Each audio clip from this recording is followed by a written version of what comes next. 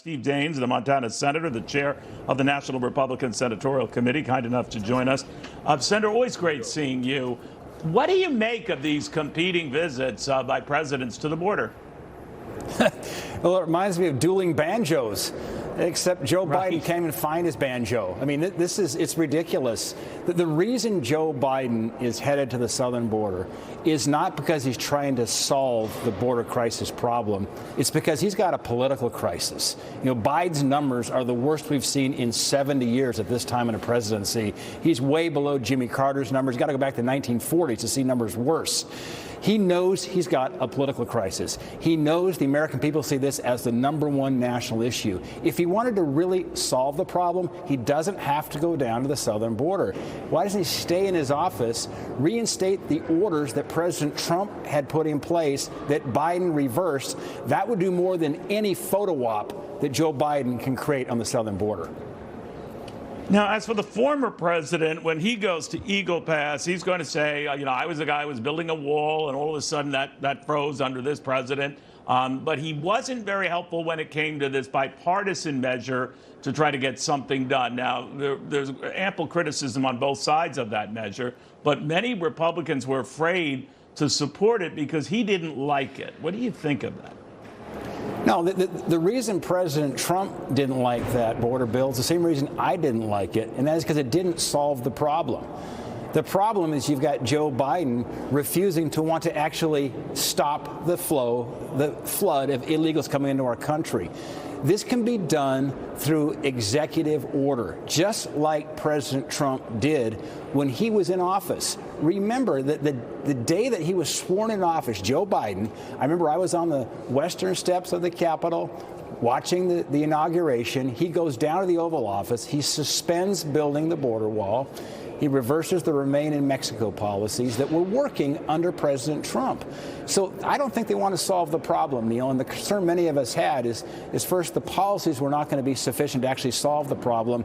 And second, Biden was not going to enforce them anyway because he has the tools he needs right now to put a major dent to stop this flow of illegals. Right now, they're invading our southern border.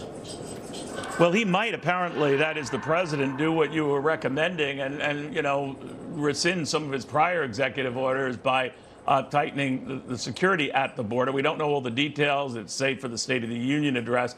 But many in your party have been critical of that, even though they've been demanding that. So he blinked. Well, shouldn't you take that victory and see what he does?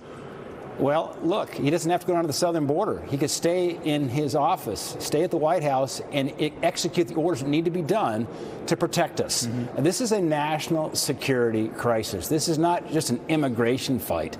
This is a national security crisis. Neil, I spoke with a high-level individual from Central Asia this week who told me they estimate there have been over 50,000 Central Asians have come into our country illegally.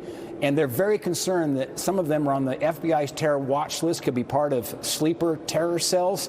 Look, it's just a matter of time, sadly, that one of these individuals will act and commit some act of terror on the homeland. This is why the president must act now to protect our country. Senator, while I've got you here, as you know, Mitch McConnell is stepping down from leadership in November. Your name has popped up as a possible candidate to take over the Senate Republican chief role. Are you interested?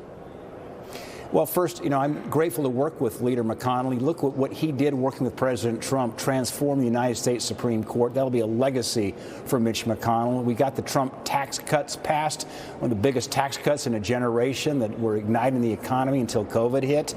But look, I've got one singular focus, Neil, and that's I'm currently chairman, elected leadership by my colleagues of the Republican Senatorial Committee. My focus is to make sure we have a majority leader election in November of this year. My task is to win back the majority. That's where I'm focused. If you win back the majority, again, your name comes up. So what do you think? I'm going to have a lot of great colleagues that are interested in that job.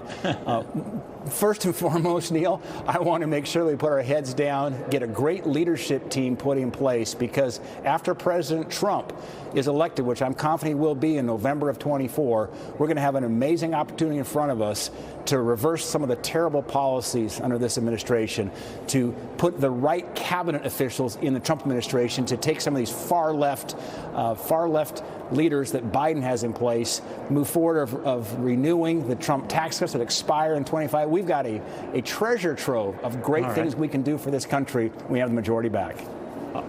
Got it. And Senator, that was a very deft non-answer to my question, as it should be. Very good seeing you again, sir. Thank you.